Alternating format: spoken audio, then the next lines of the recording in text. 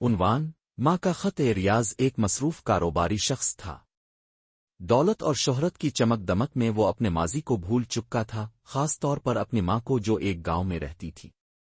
وہ ہمیشہ مصروفیت کا بہانہ بنا کر ماں کی خیریت دریافت کرنے سے بھی قاصر رہتا تھا۔ ایک دن اسے ڈاک میں ایک خط ملا۔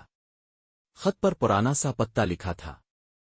جب اس نے لفافہ کھولا تو اس کی ماں کی کمزور لکھائی میں چند سطریں درج تھیں: بیٹا، تم بہت بڑے آدمی بن گئے ہو، یہ سن کر دل کو سکون ملتا ہے، پر تمہاری آواز سنے برسوں ہو گئے ہیں۔ یاد ہے بچپن میں جب تم بیمار ہوتے تھے تو میں ساری رات جاگ کر تمہاری پیشانی پر ہاتھ رکھتی تھی۔ اب میں بیمار ہوں لیکن میرا ماتھا چھونے والا کوئی نہیں۔ شاید یہ خط تم تک پہنچے، شاید تم ایک بار مجھے دیکھنے آؤ۔ اگر نہ آ سکو تو کوئی بات نہیں، بس یاد رکھنا ایک ماں ہمیشہ اپنے بیٹے کے لیے دعا کرتی ہے، چاہے وہ کتنا ہی دور کیوں نہ ہو۔ ریاض کے ہاتھ کانپنے لگے، آنکھوں میں آنسو آ گئے۔ وہ فوراً گاؤں روانہ ہو گیا، لیکن جب وہ وہاں پہنچا تو بہت دیر ہو چکی تھی۔